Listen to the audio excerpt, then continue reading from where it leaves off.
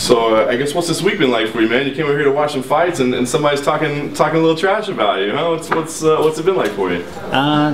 It was to be expected. You know, I knew right away when they asked me to come over here that was going to come with the territory. But I know there's a lot of just MMA fans here, and the sport's growing, and it's a country I wanted to see, so I wanted to be a part of it. Yeah. What are your thoughts? I mean, Conor, all this thing is being built around him. You know what I mean? With 2 fights in the UFC, for obvious reasons, they're trying to grow it here. But what do you think? I mean, is he deserving of all this attention, all this hype, and all this opportunity, or is this too much too soon? That's just my personal opinion that you're asking. You know, I think he's doing a good job of self-promoting, and the thing is when you build up, a pedestal for yourself, you either live up to it or you don't. So, I think if he lives up to it, good for him. And if he doesn't, I feel bad for him, because I've been on that side. I've had the rough losses. I've been embarrassed on national television. It's rough. So, I just see as like a fighter who's been around. I think, I personally would, if he was my student, I would tell him to, hey, chill out a little bit, let things come to you. Because you need time to grow in this sport. So, but that's his choice. Yeah, I know. Obviously, you're thinking about title shot right now. I was in Atlantic City just a couple days ago. Frankie Edgar was there, and he said, "Listen, with everything that's going on, I think a fight with Cub Swanson is the fight that makes the most sense in the division right now." What do you think? I mean, especially knowing that the title fight's on hold for a little bit now, it's not going to happen right away. Is that a fight that makes sense, or do you feel like you should just sit on your #1 contender status? I think it does. I think it makes sense. But we don't know exactly what's going on right now. If Aldo's gonna fight or if he's not gonna fight, we're just all waiting. I really don't see myself waiting another year to fight again, because I'm in my prime right now. I just entered my prime. I'm still getting better, and I feel great. I just don't need to be sitting out, and I don't have injuries, so I don't see the point in sitting out. And he's definitely a name. He's a good opponent, and but we'll see what they come at me with. Do you have any take on this Aldo situation? I mean, there's a lot of people suggesting maybe he's not hurt, maybe he was just trying to get the fight in Brazil, maybe he's trying to put it off. All these suggestions. What do you think? I just, talked to Sean last night, and I was asking him what the deal was, and he's legitimately hurt, and I believe that. And I think all the accusations going back and forth are a little rough. I don't think you should accuse somebody of something unless you have proof. It is what it is, but I think he's hurt, and I think when he's ready, he'll fight. There's a lot of talk about how fights promote themselves. Were you surprised with some of the criticism you got for your post-fight interview in the Octagon for saying, "I'm not going to beg for a title shot," and obviously versus what someone like maybe a Chael Sonnen would do or a McGregor would do? Were you surprised with some of that? I've been getting mixed results from that. I had a lot of people say, I really respect that. And all I wanted to be I didn't want to be like every other guy and say, please give me the title fight, when I've proven it, over and over. So it's like, either give it to me because I deserve it, or don't. I'll fight somebody again. I'll keep winning. To me, it's inevitable. I'm gonna fight for the title. So I didn't feel like I needed to beg. That's all. Nothing disrespectful. That's it. There were a lot of rumours flying around this week about why is Cub Swanson here. One of the rumours was perhaps that the UFC was about to announce an Ultimate Fighter European Series, and that maybe you and Conor would be the coaches on that. Can you confirm or maybe deny that rumour? Any talks going on? There's a big deny. I know nothing about that, and I keep getting asked, and it made me even question. I had to ask Sean, like, hey, is there some kind of announcement about me that I don't know about? Because no one's called me, and he's like, no.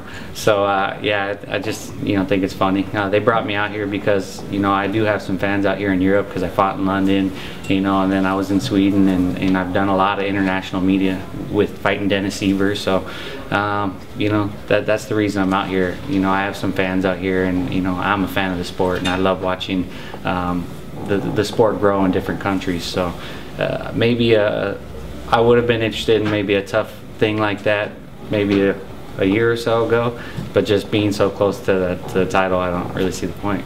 I mean, I was going to ask you about that actually. I mean, Frankie Edgar just spent a year on the shelf filming The Ultimate Fighter, and that was quite frustrating for him because he said he's in his prime as well.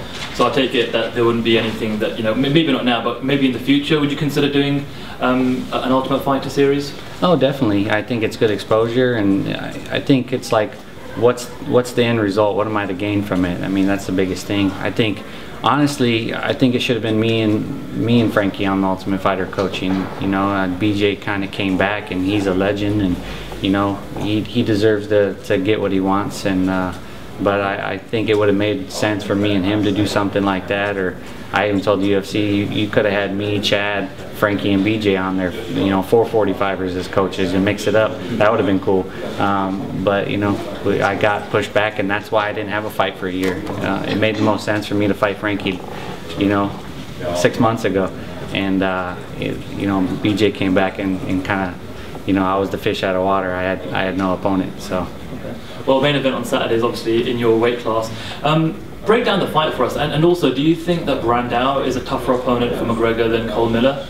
Yes and no. I think Cole wouldn't have bought into the hype, and you know, I think he's a veteran. I think McGregor's done a good job of getting in people's head, and that's why he won his 2 fights and made his opponents look bad, as they didn't show up because they got, you know, starstruck and like all the lights. It's a lot of pressure, you know, and I don't think Cole Miller would have affected him. But I think Diego physically is a more dangerous fight, but he's definitely, you know, had his mental issues of just, you know, getting too emotional and stuff like that. So I think depending on which Diego shows up on the day of the fight, it could be a bad night for Conor, or it could be his greatest moment. We'll see. Well, you got your analyst hat on. I want to ask you about next week's main event too. Big one there with Matt Brown and Robbie Lawler. I think a fight a lot of people are looking forward to. Yeah. Break that fight down. Tell me how you see it playing out. Who are you taking in that one? That's just a tough one to call, man. That's a fight that I was like, wow, okay. I'm excited for that one. Because like I said, I'm a fan. You know, I started as a fan. So it's hard to make predictions on fights like that. I don't want to start cheering for one person. I just hope it's a great fight. So you're a Greg Jackson's fighter. Do you think Diego's at a disadvantage in this fight, not fighting out of Greg Jackson, not having a Greg Jackson style game plan against a guy like McGregor? No, I think Diego had some you know, personal issues that, you know, that he started to get you know, you need to be focused and disciplined, and I think he kind of got away from that, and then he went back home and just refocused, and with some of his old trainers that are able to, you know, keep him focused. And you know, when I spoke with him, you know, the few times here, he just looked in good spirits, and he seemed calm, and people are more dangerous when they're calm. You know, when they're loud and aggressive, that's usually an act, and it's usually, you know, trying to compensate. So the fact that he's calm shows me that he's mentally prepared. So you don't think Conor's going to be able to rile him up at the weigh-ins? I think that's the one thing. I think maybe at weigh-ins and the day of the fight, his mood might change. I hope it doesn't, but it could. It very well could. Does having a tough weight cut sometimes make you more angry? You know, when you're squaring off with your opponent, it makes you get more aggressive because you've had such a tough weight cut and you're pissed off with how they on. If your weight cut is bad, you don't have the energy to be. You're just kind of like, whatever. I want some food. That's way more important to me right now.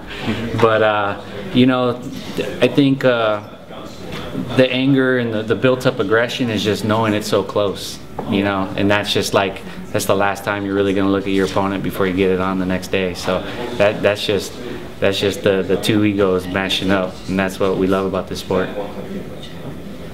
Cool. Good. Good. That's good. Cool. Cheers. Thanks, Coach. Thank you. Yeah, no worries.